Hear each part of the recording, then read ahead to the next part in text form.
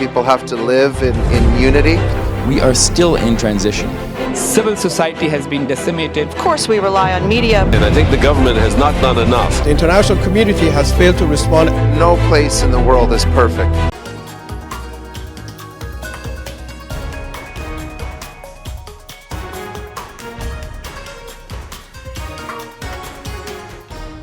Hello viewers, I'm your host Lipakshi Khurana with another episode of South Asia Focus. Let's begin the show. As the world moves supply chains out of China, India is presented with a window of opportunity to realize its long-cherished ambition to become the factory of the world. The country has a strong domestic market, skilled manpower and a thrust for technological upgradation. New Delhi recently hosted India Mobile Congress, Asia's biggest technological event, showcasing revolutionary innovations. A report.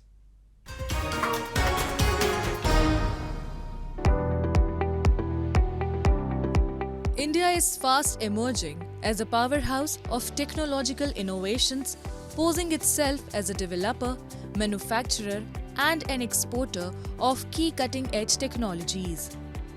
The country not only attracts foreign investors but provides immense opportunities to startups in sectors like telecommunications.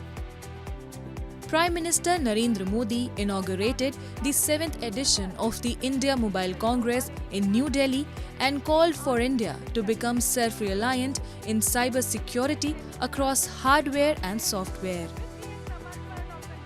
He also highlighted India's tech achievements and aspirations, including the fast adoption of 5G in the country. मुझे विश्वास है कब 6G में भारत दुनिया को lead करेगा। Cyber security के लिए पूरी मैन्युफैक्चरिंग वैल्यू चेन में आत्मनिर्भरता बहुत जरूरी है, चाहे हार्डवेयर हो, सॉफ्टवेयर हो या कनेक्टिविटी। जब हमारी वैल्यू चेन का सब कुछ हमारे नेशनल डोमेन में होगा तो हमें इसे सिक्योर रखने में भी आसानी होगी। Information and Technology Minister Ashwini Vaishnav said that mobile phones worth over $10.8 billion were exported in 2022.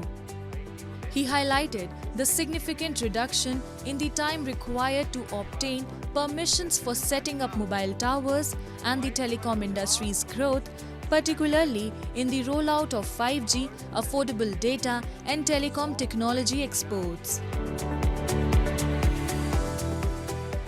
10 साल पहले टावर लगाने की परमिशन, टावर जरूरी होता है टेलीकॉम के लिए, टावर लगाने की परमिशन में करीब 230 दिन एवरेज लगते थे।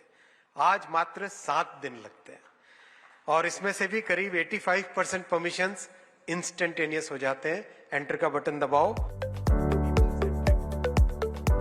The 3-day India Mobile Congress 2023 witnessed 1 lakh plus participants, more than 1,300 delegates, over 400 speakers, 225 plus exhibitors and 400 startups this year. In total, there was participations from 31 countries. The focus remained on a range of opportunities from 5G and 6G, generative artificial intelligence, semiconductors, cybersecurity, satellite communications, and digital inclusion, to name a few. Before 2014, India was a mobile phone importer. Now it has become an exporter. The country is the second biggest mobile manufacturer in the world, exporting 2 lakh crores worth of electronic goods. Many foreign players showcased their technological upgrade plans at the event. If Google will manufacture its Pixel devices in India, the Samsung Galaxy Z Fold 5 and the iPhone 15 are already being manufactured in India. Apple से लेके Dixon, Samsung से लेके Tata's, हर company छोटी बड़ी startup manufacturing पे पूरी तरह जूझ गई है और इंडिया एक मैन्युफैक्चरिंग नेशन की तरह specially for a digital infrastructure एक बहुत बड़े पैमाने पे एक वर्ल्ड लीडर साबित हो रहा है इस वक्त. India's digital ecosystem stands on the brink of unprecedented growth in the coming years. With over 800 million broadband users, a number that is rapidly increasing by the day, the digital economy is being driven by the telecom sector. Today, India is actively engaging in the development of standards for future technologies in areas like 6G, guided by the vision of our Honorable Prime Minister. According to Ernst & Young Global Limited, global corporations are leveraging Indian technology talent through their capability centers in India, which employ 5 million people. The country is well positioned to leverage this success and cater to more skill-intensive and increasingly digitized services.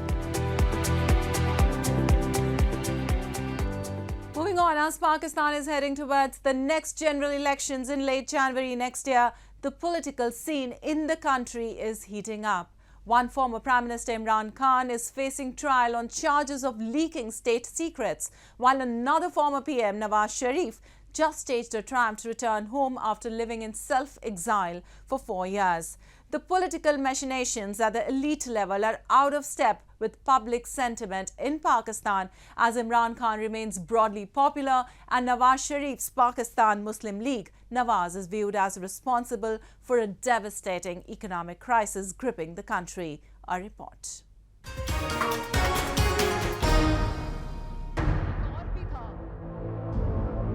A much-awaited welcome to Nawaz Sharif, the three-time Prime Minister of Pakistan, who recently landed in Islamabad after 4 years of self-imposed exile in London. Aiming to kickstart his party's campaign for next year's election, the 73-year-old veteran politician addressed thousands of supporters in his hometown of Lahore. He said he just wanted to serve his nation and see it prosper. Sharif had not set foot in Pakistan since leaving for London in 2019 to receive medical treatment while serving a 14-year prison sentence for corruption. Sharif is expected to unite his fractured party and to energize its base and to catapult the party back to power in the upcoming election. ये बताएं कि कौन है जो हर चंद सालों बाद नवाज शरीफ को उसके प्यारों से, उसकी कौम से जुदा कर देता है? कौन है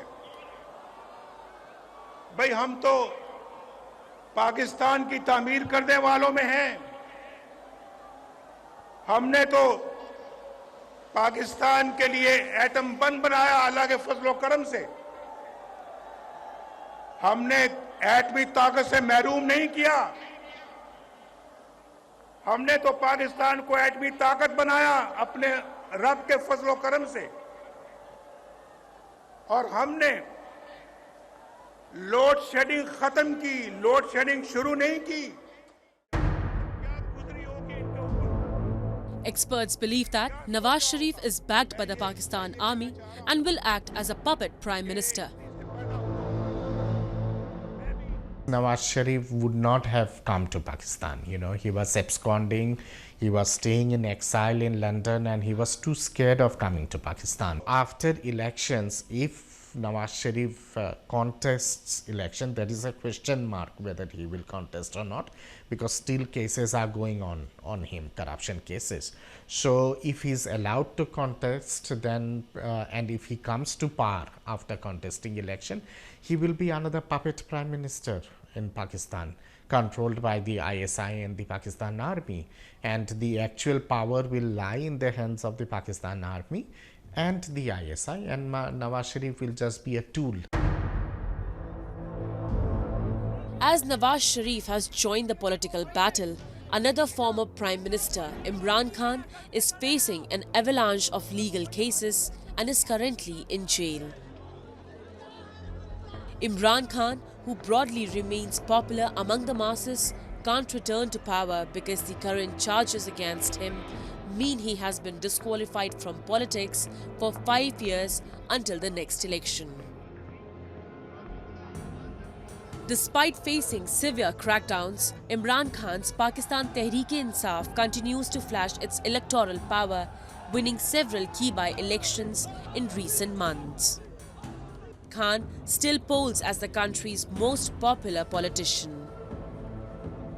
Experts believe that upcoming general elections in Pakistan will be attention-grabbing.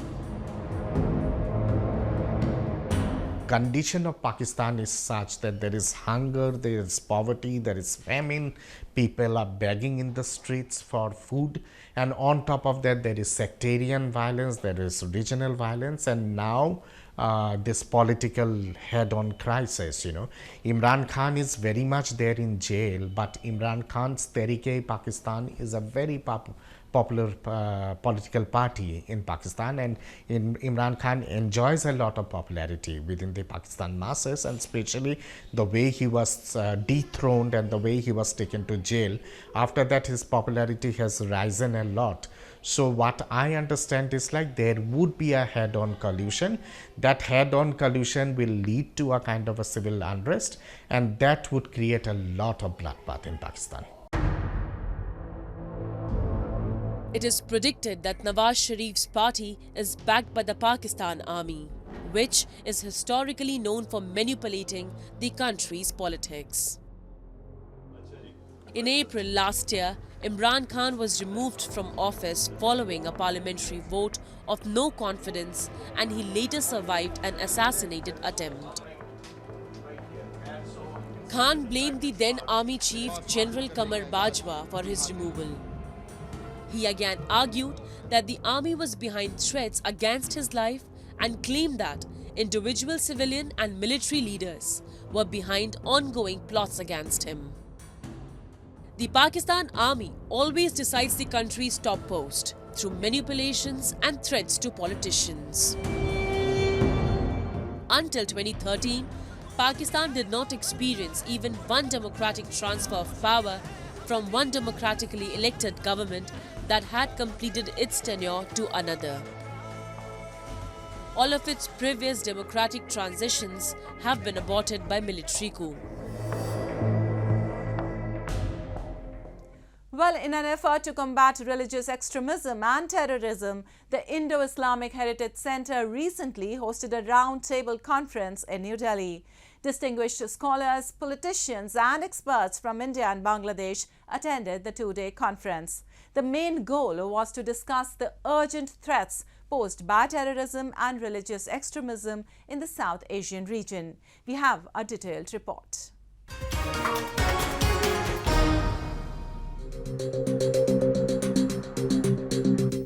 The post-9/11 phase has opened the floodgates to a whole new paradigm shift in the perceptions of national and international security.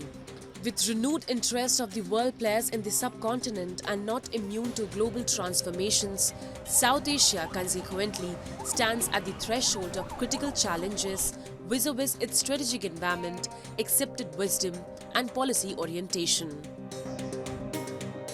Islamic scholars from India and Bangladesh recently discussed the problems caused by terrorism and religious extremism by radical groups in South Asia at a conference titled Role of Civil Societies in Strengthening Bilateral Relations.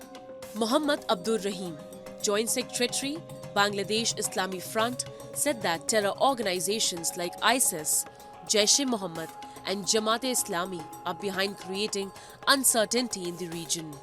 Such terror groups don't represent any religion or institution. Sufism do not like terrorism, extremism, radicalism. Sufism working for the peace. We are wanted to establish harmony nationwide, worldwide. But terrorism, extremism, working for discord, like Jamaat Islam Bangladesh, like Jaish-e-Mohammed Pakistan, like IS, like Salafism, like IS, working for terrorism.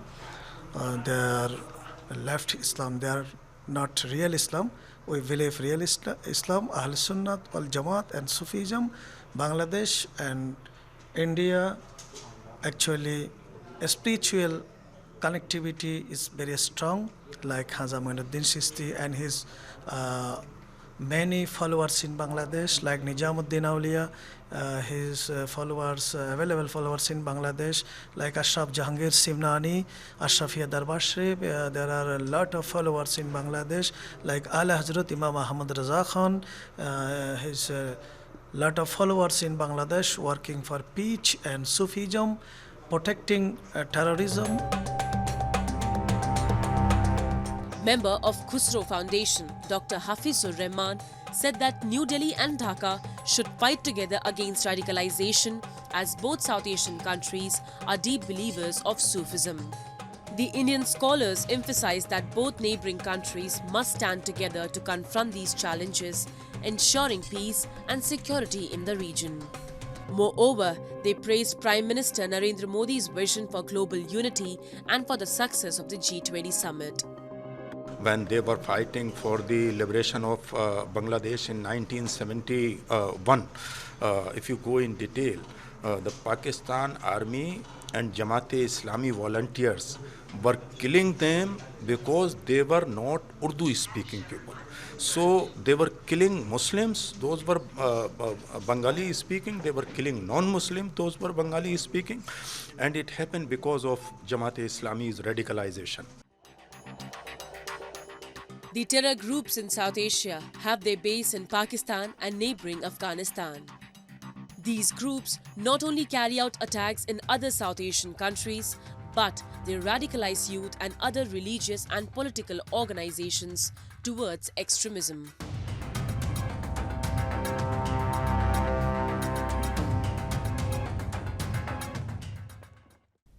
Time now for Asia This Week, the stories from across the continent.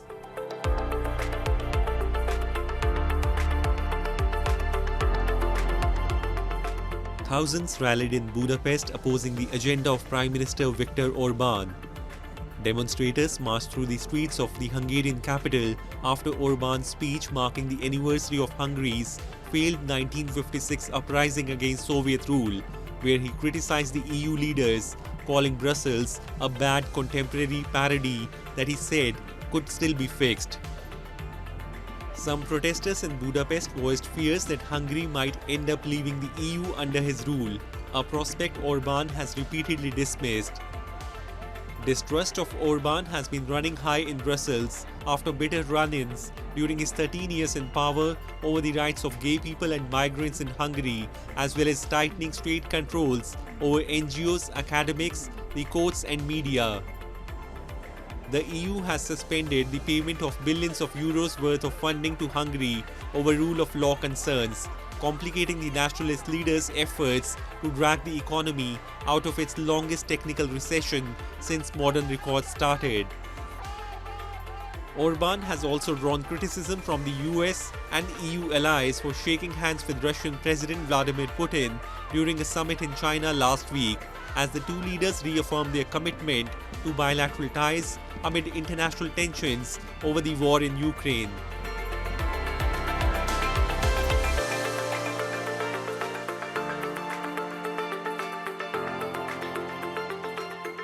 The Seoul Metropolitan Government conducted a crowd control drill ahead of the one-year anniversary of a deadly Halloween crush, showcasing an AI-backed program designed to detect and alert potential overcrowding. The early warning system will start from this October 31 on Halloween and will comprise of 909 CCTV cameras in 71 major locations that will analyze crowd movement and density and alert authorities for signs of danger. The trial run of the system was conducted at a busy and narrow alley of bars and restaurants in Seoul, where 150 volunteers crowded into a 30 square meter area that was monitored by staff in a control room. A complete lack of preparation, crowd control measures, and initial calls for help that went unanswered were blamed for the disaster a year ago in the Itaewon nightlife district.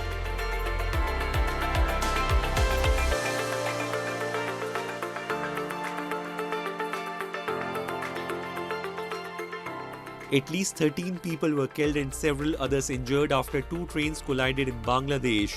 A passenger train crashed into a freight train in Bahrab, about 80 kilometers northeast of the capital Dhaka. Local police chief Rasail Sheikh told media that at least 17 bodies have been recovered from the scene, rising the death toll from 13 initially reported. Authorities said the freight train smashed into the passenger train from behind, damaging two coaches.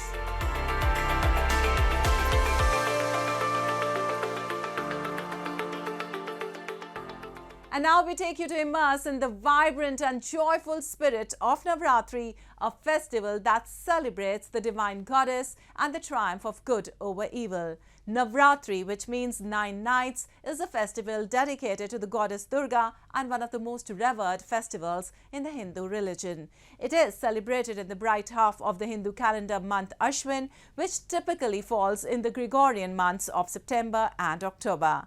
Have a look.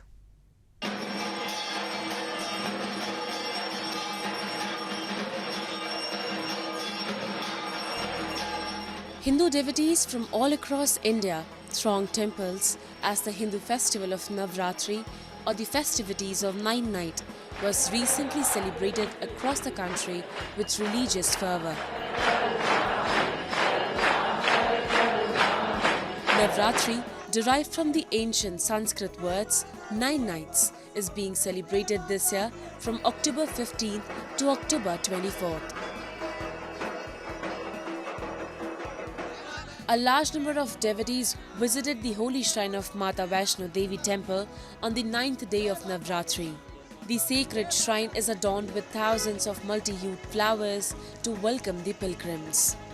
मैं बहुत दिनों से आना चाह रहा था। पिछली बार भी मैं 1 साल पहले भी नवदुर्गों में महोत्सव में आया था। यहाँ क्या है, हमारे यहाँ झांकी महोत्सव चलता है नवदुर्गों में, इसलिए माता का दरबार में हम वैष्णो देवी के धाम में नवदुर्गा महोत्सव में आए हैं और यहाँ बहुत अच्छी फूलों की सजावट होती है।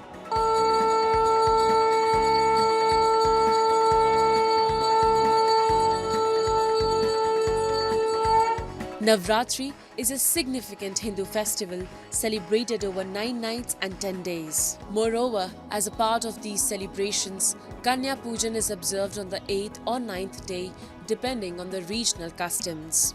One of the most exciting aspects of Navratri is the Garba and Dandiya dance. People come together in colourful attire, moving to the rhythmic beats of traditional music, creating an enchanting and joyful atmosphere. This is the time for bonding, celebration, and creating unforgettable memories.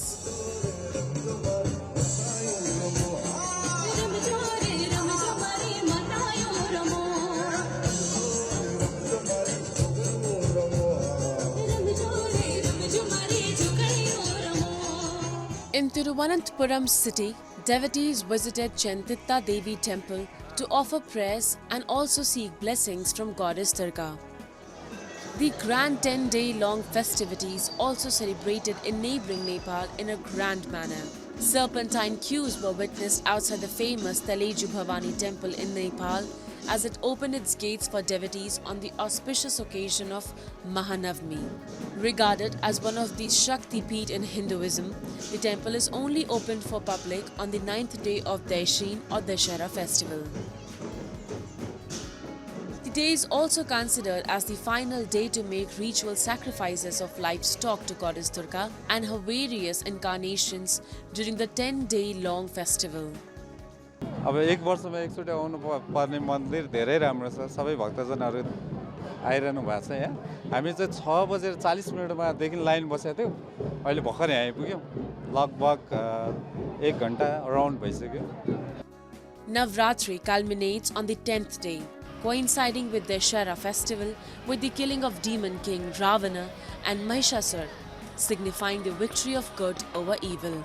The burning of the effigies of the demon king Ravana signifies our collective commitment to vanquishing negativity and darkness from people's lives.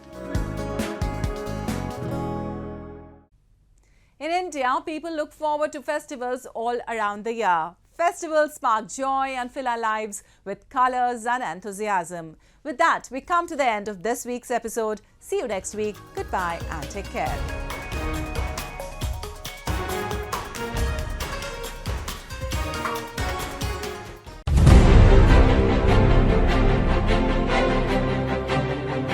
People have to live in unity. We are still in transition. Civil society has been decimated. Of course, we rely on media. And I think the government has not done enough. The international community has failed to respond. No place in the world is perfect.